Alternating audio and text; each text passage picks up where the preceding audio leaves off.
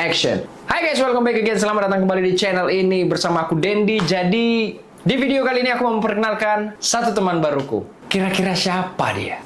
And this is it. Can you see this? Yes, Sony Alpha 6400. Akhirnya, setelah sekian lama menabung, bisa juga kebeli di kamera. Jadi di video kali ini aku mau membahas tentang kamera ini. Check it out.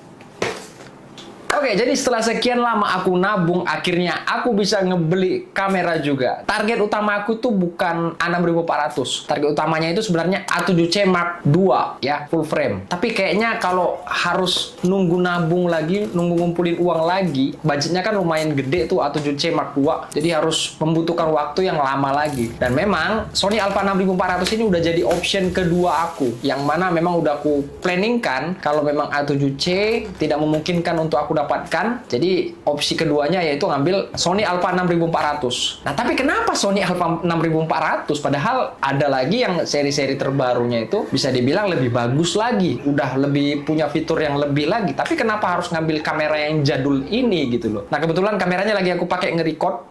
Jadi kenapa pilihanku jatuh ke Sony Alpha 6400 ini? Ya, karena memang tadinya tujuan utamaku ialah aku memang niat untuk mempelajari fotografi dan videografi. Jadi karena A6400 ini bisa dikategorikan kamera hybrid, kemampuannya itu bisa hybrid. Nah, jadi ada beberapa alasanku kenapa aku menjatuhkan pilihan ke Sony Alpha 6400 ini. Awalnya planningnya kan aku kan pengen beli Sony A7C Mark II. Tapi kalau kalian bisa lihat ya harganya itu lumayan lah, pokoknya budgetnya itu gede juga, hampir sekitar 30-an kalau sekarang ya. Nah, kalau yang A6400 ini itu kurang lebih kalau nggak salah kemarin 11 lebih, dan itu belum kena potongan diskon atau voucher diskon.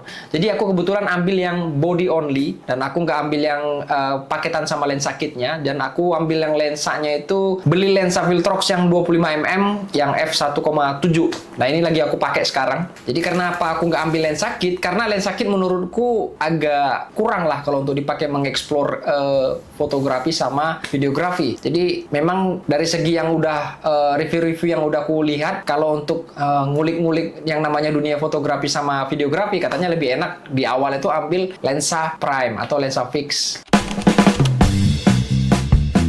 Oke, jadi ini beberapa alasanku kenapa aku memilih Sony Alpha 6400 ini.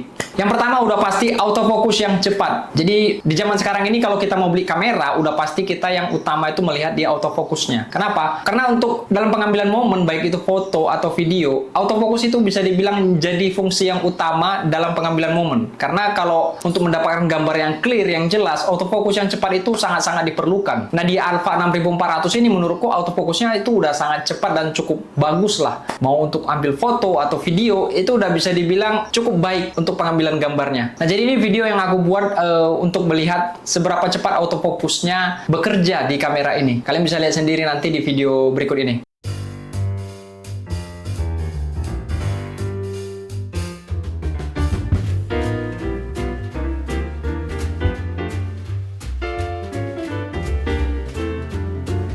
Yang kedua, jadi kamera ini sudah bisa merekam di 4K 30 fps. Jadi kalau sebenarnya kalau untuk 4K itu kan bisa dibilang memakan memori yang cukup besar ya. Dan juga gambarnya itu yang diambil jadi lebih luas gitu ya kan. Tapi untuk sekarang ini aku masih memakai yang namanya Full HD atau 1080p. Jadi menurut aku Full HD itu masih cukup untuk membuat sebuah konten.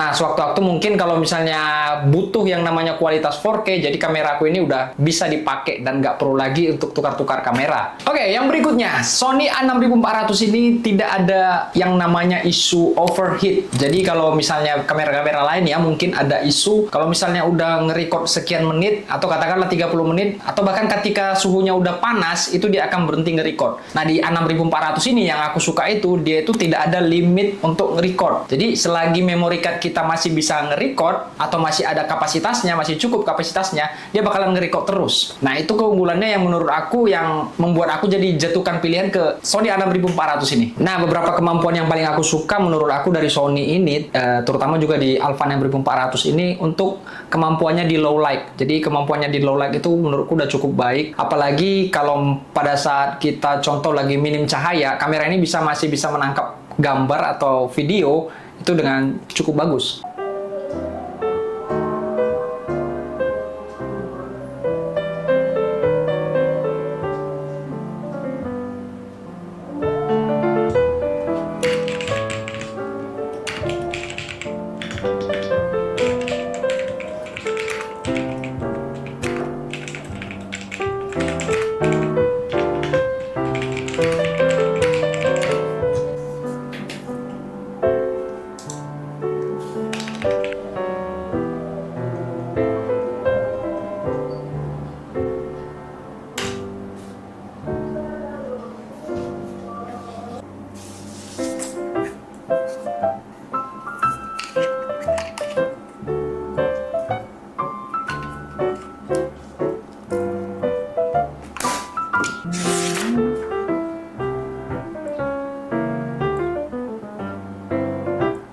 Nah, yang terakhir ini, yang aku suka dari Sony ini, apalagi di 6400 itu, dia itu udah ada fitur picture profile-nya itu, yang untuk flat profile ya, dia udah ada S-Log 2 dan S-Log 3. Nah, ini berguna banget kalau misalnya kita mau nge-color grading. Jadi, flat profile itu sangat diperlukan untuk kita mewarnai nanti di videonya.